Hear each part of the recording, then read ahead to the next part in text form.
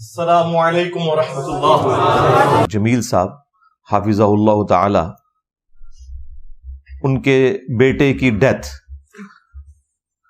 جن کا نام عاصم جمیل تھا رحمہ اللہ تعالی، اللہ تعالیٰ ان کی مغفرت کرے، انہیں ان کے نیک کاموں کا اجر دے، برائیوں سے درگزر فرمائے، اور ان کے والد صاحب کو، طارق جمیل صاحب کو، ان کی والدہ کو، باقی رشتہ داروں کو اس صدمے کے اوپر صبر نصیب کرے اور اس صبر پر اجر عظیم عطا فرمائے، آمین. انا للہ و انا الیہ راجعون. اللہم اجرنی فی مصیبتی و اخلف لی خیرا منہا، آمین. پچھلے سنڈے کو یہ خبر شام کے وقت کہیں وائرل ہوئی. اس وقت تک ہمارا یہ پبلک سیشن تو آپ کو پتہ ہے مکمل ہو چکا تھا. مجھے یہ عشاء کے وقت پتہ چلا. ہمارے عثمان بھائی کے نمبر پہ ہمارے ایک دوست ہیں کرنل عرفان صاحب، جو ریٹائر ہو چکے ہیں، سینئر ہیں، انہوں نے کال کی اور مجھے عثمان بھائی نے کہا کہ جی یہ آپ فون سنیں. انہوں نے کہا جی کہ ان کا چونکہ بیک گراؤنڈ تبلیغی جماعت سے بھی رہا ہے، تو وہ کہنے لگے کہ جی مولانا کے بیٹے کو کسی نے گولی مار دی ہے. جی میں نے ظاہر ہے انا للہ و انا الیہ راجعون یہی صحیح مسلم والی دعا پڑھی، اور پھر بعد میں جب سوشل میڈیا پہ اس کی ڈیٹیلز کو میں نے سرچ کیا تو ہر شخص اپنا ہی ورژن دے رہا تھا. کوئی کہہ رہا تھا کہ یہ دہشت گردوں نے حملہ کیا ہے، کسی نے کہا کہ انہوں نے اپنے حالات سے تنگ آ کر خودکشی کر لی ہے، کسی نے کہا کہ حادثاتی موت ہے. خیر، صبح کے وقت جو مولانا طارق جمیل صاحب کے بڑے بیٹے ہیں یوسف جمیل حافظہ اللہ تعالی، انہوں نے ایک ویڈیو کلپ اپنا جاری کیا. وہ پھر مین میڈیا کے اوپر بھی مختلف ٹی وی چینلز نے دکھایا.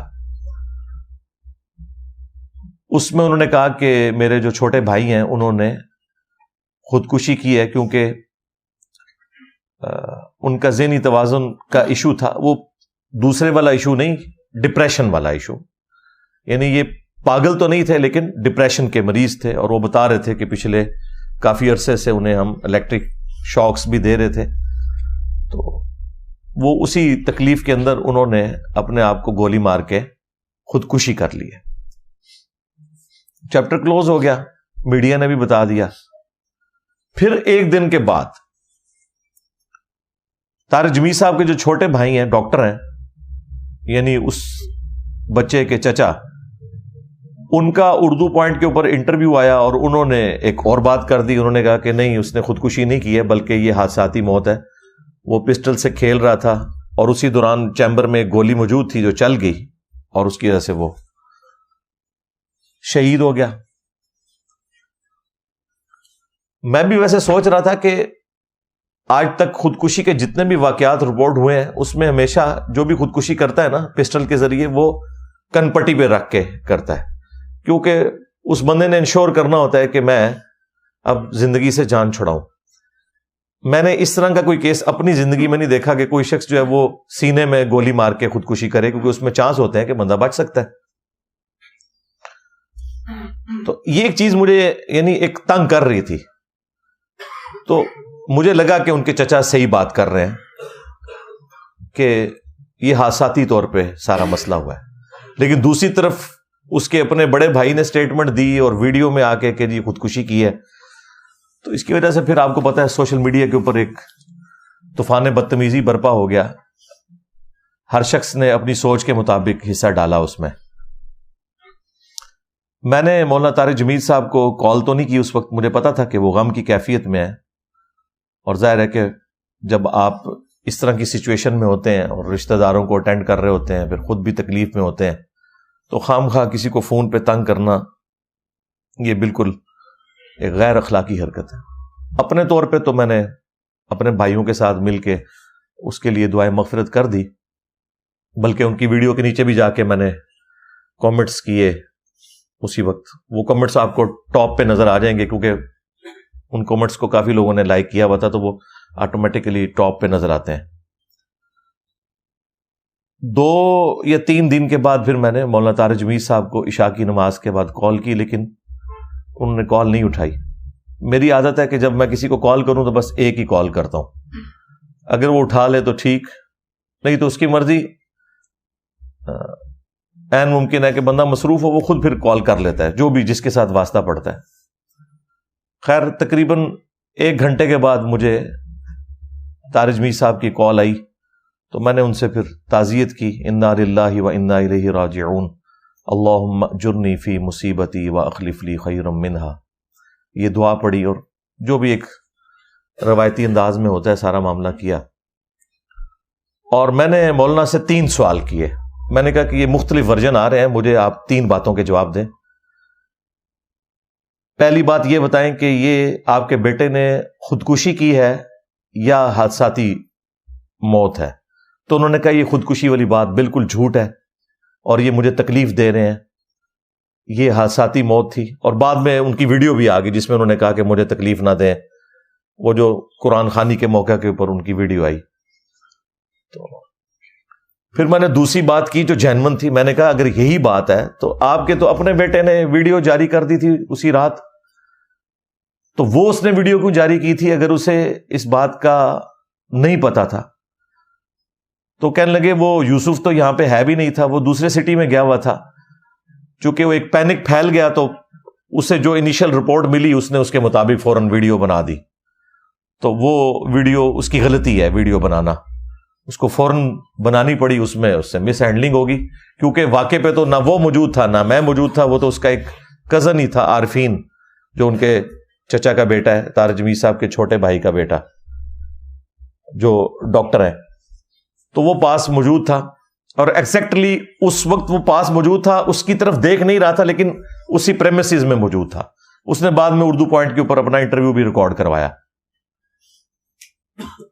تو کہتے ہیں کہ یہ بات جو ہے نا وہ اس سے مس ہینڈلنگ ہوئی ہے۔ پھر میں نے تیسری بات ان سے یہ پوچھی کہ اگر آپ کو یہ پتا تھا کہ وہ ڈپریشن کا مریض ہے اور یہ سب کچھ ہے اور آپ کے سارے قریبی لوگوں کو پتا ہے، تو اس چیز کا تو کوئی تک نہیں بنتا کہ اگر اس نے پسٹل مانگی ہے تو وہ آپ کا گارڈ یا جو بھی تھا وہ اسے پسٹل پکڑا دیتا، جبکہ پتا ہے کہ وہ اس طرح کی کوئی ایکٹیویٹی کر بھی سکتا ہے۔ کہتے ہیں آپ کی بات بالکل ٹھیک ہے، لیکن یہ کوئی پہلی دفعہ نہیں ہوا، اس سے پہلے بھی وہ خالی پسٹل اسے دیتے ہیں تو وہ کھیلتا رہتا ہے، چونکہ سارے اس کو ذرا ایک اسپیشل پروٹوکول اسپیشل چائلڈ ہونے کی وجہ سے کرتے تھے۔ ویسے تو عمر اس کی آلموسٹ کوئی 36-37 کے قریب تھی، لیکن وہ بچپن سے ہی ایک خاص ذہنی مرض میں مبتلا تھا، لکھنا پڑھنا اس نے نہیں سیکھا، لیکن پاگل نہیں تھا، جس کو ہم کہتے ہیں نا پاگل، وہ نہیں تھا، ایک ڈپریشن کا مریض آپ سمجھ لیں کہ یعنی ایک درمیان کی کنڈیشن میں۔ تو کہتے ہیں وہ پہلے بھی اس طرح کرتا تھا، بس وہ چیمبر میں ایک گولی پھنسی رہے گی تو وہ چل گئی۔ تو میں نے کہا مجھے بھی یہی لگتا ہے، اس کی وجہ یہ ہے کہ اگر اس نے یہ خودکشی کی ہوتی نا تو وہ کن پٹی پہ رکھ کے خودکشی کرتا، پھر وہ اتنے اس نے زندگی کے سال اس ڈپریشن میں گزارے ہیں، ابھی آ کے اس نے خودکشی کو کرنی تھی، اسلحہ تو اس کے پاس پہلے بھی اویلیبل تھا۔ تو مجھے یہ بات یعنی ٹھیک لگی۔ اس کے باوجود اگر کوئی سمجھتا ہے کہ انہوں نے پردہ ڈالا ہے تو وہ اس کے اپنے ذہن کا ایشو ہے۔ میرے خیال ہے ہمیں گھر والوں کی بات کے اوپر رائے کرتے ہوئے اس چیپٹر کو کلوز کر دینا چاہیے۔ یہ بڑی سخت زیادتی والی بات ہے کہ ایک گھر میں پہلے ڈیتھ ہوئی بھی ہے اور پھر ہر کوئی اس میں تباہ آزمائی کر رہا ہے، اس میں سے نکلنا کیا ہے؟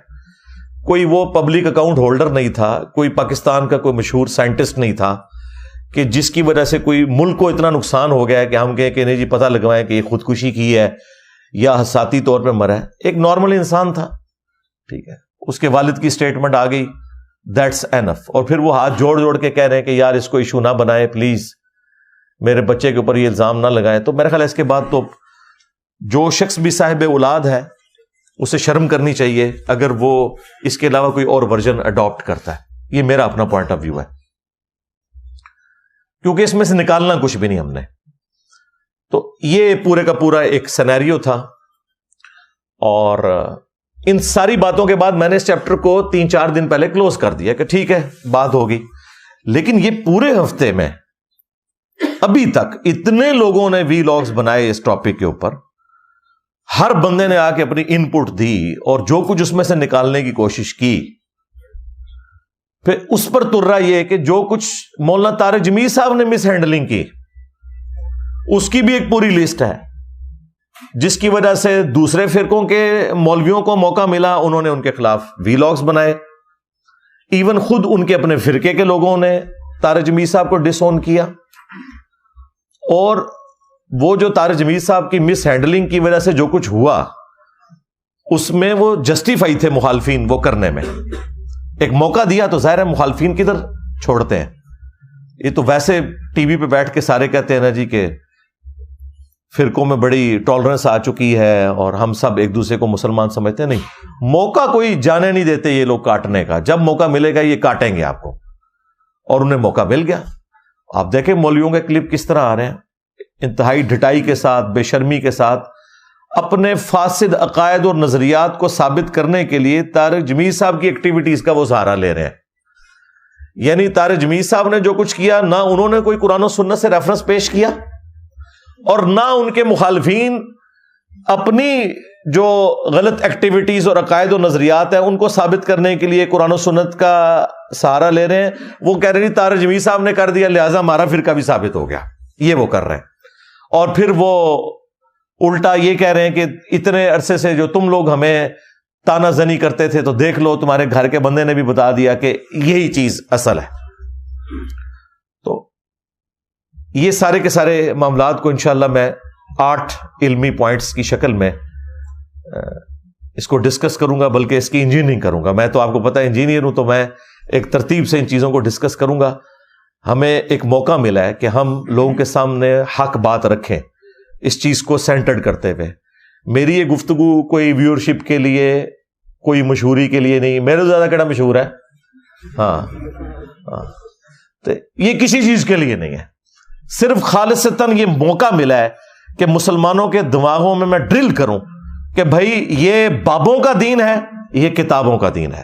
مرنے سے پہلے اے مسلمان کر لے اس پہ غور. کتابوں کا خدا اور ہے، بابوں کا خدا اور. کتابوں کا پیمبر اور ہے، بابوں کا پیمبر اور. اگرچہ فرقوں کے بابے بھی اسی اللہ رسول کے ماننے والے ہیں عز و جل و صلی اللہ علیہ وآلہ وسلم، لیکن جو انہوں نے آپ کو دین سکھایا وہ ان کی ذاتی اختراع تھی. کتاب و سنت سے ان کا کوئی لینا دینا نہیں ہے. تو یہ ایک موقع ہے کہ آپ تک بات پہنچائی جائے. تفصیل میں جانے سے پہلے ایک دفعہ دروشی پڑھ لیں. اللہم صلی علی محمد وعلی آل محمد واصحاب محمد وازواج محمد وامت محمد اجمعین الی یوم الدین آمین. علمی پوائنٹ نمبر 1، جو لوگ اس بات کے اوپر اصرار کر رہے ہیں کہ ان کے بیٹے نے خودکشی کی، اسی کی پلی لیتے ہوئے پھر وہ طارق جمیل صاحب کے اوپر اٹیک کر رہے ہیں کہ دیکھیں جی یہ بیٹے کی انہوں نے تربیت کی تھی، پوری دنیا میں تبلیغ کرتے ہیں، اور اپنے گھر کی حالت یہ ہے. یہ بات جو ہے وہ مذہبی طبقے کی طرف سے بھی اٹھائی گئی، لبرلز کی طرف سے بھی اٹھائی گئی، چونکہ انہوں نے کنکلوڈ کر لیا کہ بچے نے خودکشی کی ہے.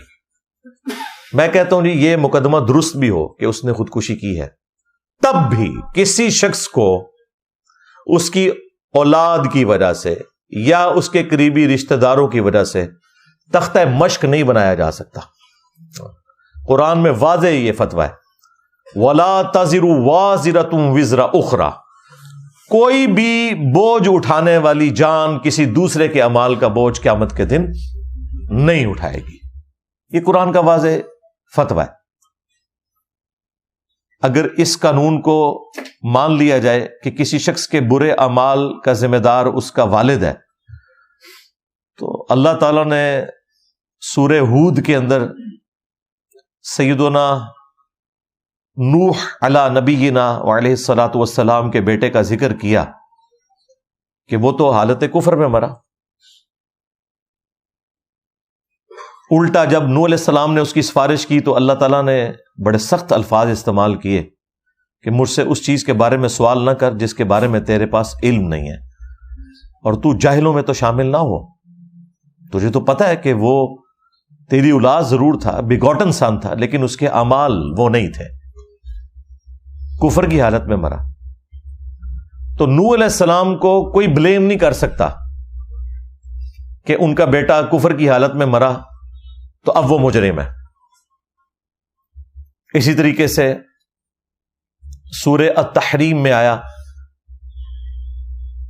کہ سیدنا نوح علیہ السلام اور سیدنا لوط علیہ السلام، ان دونوں کی بیویاں وہ کافرہ مری، اور اللہ تعالیٰ فرماتا ہے کہ وہ ہمارے نیک بندے بھی اللہ کے مقابلے پہ ان کے کچھ کام نہیں آئیں گے کیونکہ وہ کفر کی حالت میں مری ہیں۔ تو کیا اب حضرت نوح یا حضرت لوط علیہ السلام کو بلیم دیا جا سکتا ہے کہ آپ کے عقد میں رہنے والی عورت کفر کی حالت میں کیوں مر گئی ہے؟ تو یہ بالکل نان سینس اپروچ ہے کہ کسی شخص کی برائی کا وبال اس کے والد کے اوپر ڈال دیا جائے۔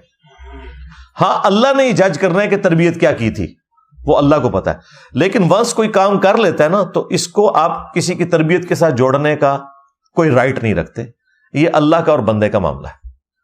تو یہ بالکل غلط اپروچ ہے جو لوگوں نے اڈاپٹ کی۔ اس طریقے سے اگر آپ کورولریز بنانا شروع کریں تو اس کا کوئی اینڈ نہیں ہوگا۔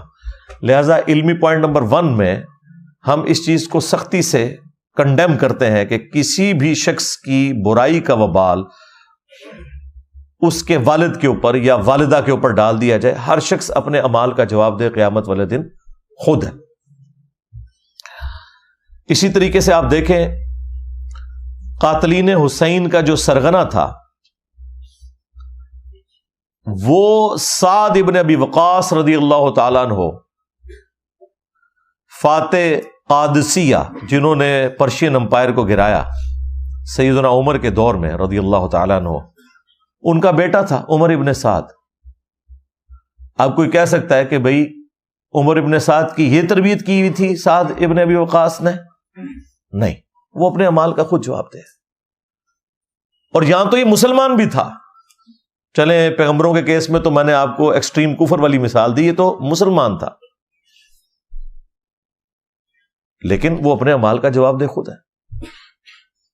اور اس کے کرتوت اس طرح کے سعد ابن ابی وقاص کو اپنی زندگی میں نظر آ گئے تھے، لیکن وہ کیا کر سکتے تھے؟ دعوت ہی دے سکتے تھے، نگاہ مار کے اس کا دل تو نہیں بدل سکتے تھے۔ ہاں، یہ بابا ہی کر سکتے ہیں۔ ہاں، دیکھیں ہر چیز سے یہی رزلٹ نکلتا ہے کہ انہوں نے آپ کو جھوٹا دین بتایا کہ جی وہ بزرگ جو ہیں وہ نگاہ مار کے دل بدل دیتے ہیں۔ بھئی پیغمبر تو اپنی اولاد کا دل نہیں بدل سکے، سعد ابن ابی وقاص تو اپنے بیٹے کا دل نہیں بدل سکے، تو باب شاہی کوئی نہیں۔ ہاں، ہر چیز سے یہی رزلٹ نکلتا ہے کہ باب شاہی کوئی نہیں۔ حتیٰ کہ صحیح مسلم میں آتا ہے کہ سعد ابن ابی وقاص کا بیٹا عامر بن سعد کہتا ہے کہ وہ اپنے کھیتوں میں تھے، اتنے میں ان کا یہ دوسرا بیٹا عمر ابن سعد اونٹ پہ یا گھوڑے پر سوار ہو کے سامنے سے آیا، تو سعد ابن ابی وقاص نے اس کو دیکھتے ہی کہا کہ اے اللہ، اس سوار کے شر سے میں تیری پناہ میں آتا ہوں۔ اپنے بیٹے کے بارے میں کہہ رہے ہیں، ابھی کربلا ہوئی نہیں، یہ بہت پہلے کی بات ہے، کیونکہ سعد ابن ابی وقاص تو 56 ہجری میں فوت ہو گئے، کربلا ہوئی ہے 61 ہجری میں۔ تو اگر ان کی زندگی کا آخری واقعہ بھی ہوئی ہے تب بھی ایٹ لیسٹ یہ 5 سال پہلے بات ہے واقعہ کربلا سے۔ اور وہ جیسے ہی سواری سے اترا وہ کہتا ہے ابا جان دیکھیں لوگ تو خلافت کے معاملے میں تگودو کر رہے ہیں اور آپ ادھر اپنے کھیتوں میں مصروف ہیں، آئیں آپ بھی کوئی حکومت کا عہدہ حاصل کرنے کی کوشش کریں۔ تو حضرت سعد ابن ابی وقاص کو غصہ آتا ہے، وہ اس کے سینے کے اوپر گھونسا مارتے ہیں اور وہ کہتے ہیں کہ اللہ تعالیٰ کو وہ شخص پسند ہے جو متقی ہو، دنیا سے زہد رکھنے والا ہو اور گوشہ نشینی کی زندگی گزار دے، وہ اللہ تعالیٰ کو زیادہ محبوب ہے بجائے ایسے شخص کے کہ جو حکومتی عہدہ سنبھالے۔ یہ گوشہ نشینی سے مراد وہ جنگلوں کے پتے کھانا نہیں ہے۔ ہاں، آپ کو کہتے ہیں عبد القادر جیلانی جو 40 سال تک جنگلوں کے پتے کھاتے رہے۔ بخاری مسلم میں لکھا ہے کہ نبی علیہ السلام جب غار حرا جاتے تھے تو ان کی بیوی سیدہ خدیجہ سلام اللہ علیہا ان کو ٹفن میں کھانا باندھ کے دیتی تھی۔ آپ کے بابے کئی سال تک کچھ کھائیں پیے نہ، اور ہمارے نبی صلی اللہ علیہ وآلہ وسلم تھوڑی دیر کے لیے غار حرا جائیں تو گھر سے اپنا کھانا لے کے جائیں، تو پھر ہم یہ کہنے میں حق بجانب نہیں ہے کہ میرے نبی سا ہے ہی کوئی نہیں، تیرے بابے تھے شاہ ہی کوئی نہیں، اس کا مطلب جھوٹ بولا ہے تم لوگوں نے۔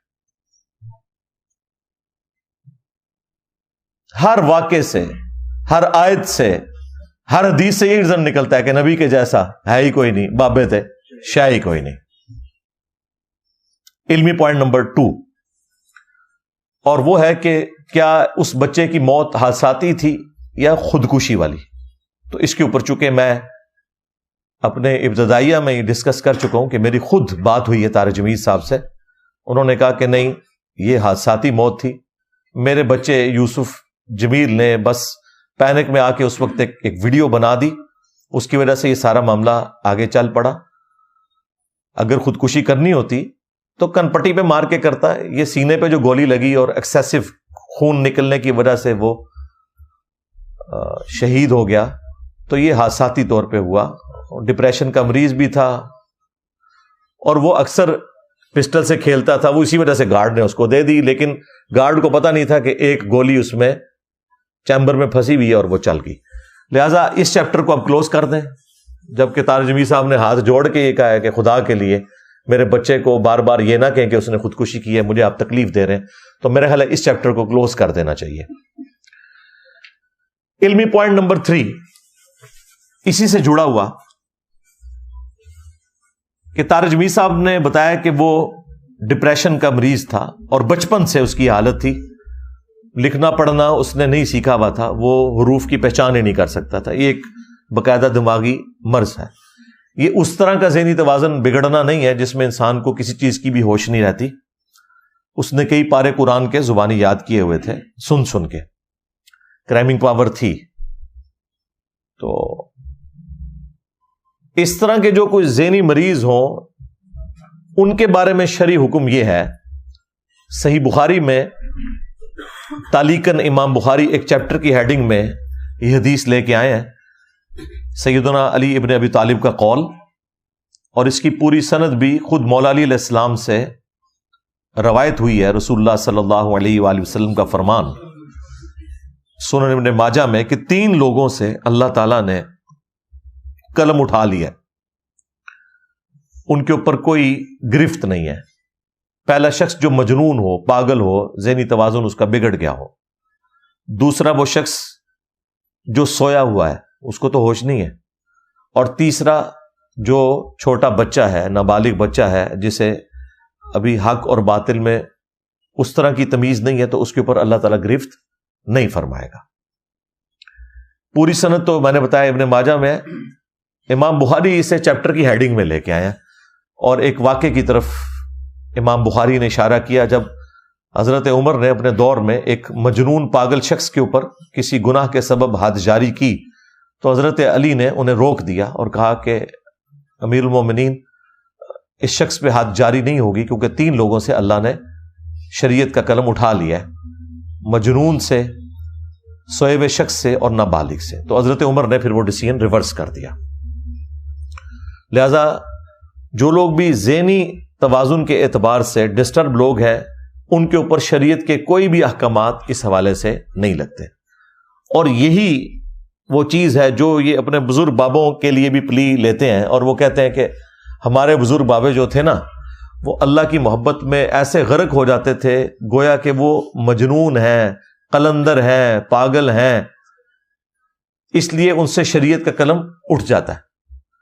تو ہم نے کہا تھا ٹھیک ہے، ہم آپ کے ساتھ ایگری کرتے ہیں، تو پھر انہیں بزرگ نہ ڈکلیئر کریں، پاگل کہا کریں، ہم آپ کے ساتھ ہیں۔ نہیں، پاگل اس لیے نہیں کہتے کہ اللہ کی محبت میں وہ پاگل ہے۔ اگر اللہ کی محبت میں پاگل ہو کے وہ انا الحق کہہ رہے ہیں یا سبحانی ما اعظم شأنی کہہ رہے ہیں، اس کی تو آپ پھر بھی تعویل کر لیں گے کہ وہ اللہ کے ساتھ ایک لو لگائے ہوئے ہیں۔ لیکن جن لوگوں نے اس پاگل پن میں چشتی رسول اللہ کلمہ پڑھایا ہے اور اسے انڈورس کیا ہے، اور تھانوی رسول اللہ کلمے کو انڈورس کیا ہے، اور پتہ نہیں کون کون سے ان کے کلمے ہیں۔ ویسے ہمارے نزدیک تو بھائی 4 کلمے ثابت ہیں، پہلے 4 کلمے، 5واں 6ٹھا تو علماء نے لکھا ہوا ہے، جو آپ کو 6 کلمے کہتے ہیں نا، وہ کسی حدیث میں نہیں آیا. پہلے 4 کلمے ہیں, اس پہ میری تفصیلی ویڈیو ریکارڈ ہے. تو یہ جو 6 کلمے ہیں ان میں سے 4 ثابت ہیں, 2 انہوں نے خود لکھ لیے. اب تو یہ 6 کی گنتی بھی آگے جا چکی ہے. ہاں, چشتی رسول اللہ 7واں کلمہ, ہاں, تھانوی رسول اللہ 8واں کلمہ, ہاں جی, شبلی رسول اللہ 9واں کلمہ, ہاں, معاویہ رسول اللہ 10واں کلمہ, ہاں, یہ لکھے جے سارے کتابیں, ہاں, ہوں تو خیر بڑھائی جا رہے ہیں. تو جن کے ہم 6 کلموں پہ بات کرتے تھے نا, اب تو ہم کہتے تھے بھئی 4 ثابت ہیں, 2 کوئی نہیں ثابت. آپ بتایا کریں یہ جو آپ کے 10 کلمے ہیں نا جو ریٹن میں ہے, وہ جو صادق رسول اللہ وہ تو واقعہ سنایا نا اس نے, وہ ہم کہیں ریٹن میں تو نہیں دکھا سکتے نا, اس لیے 10 ہی رہنے دو فی الحال.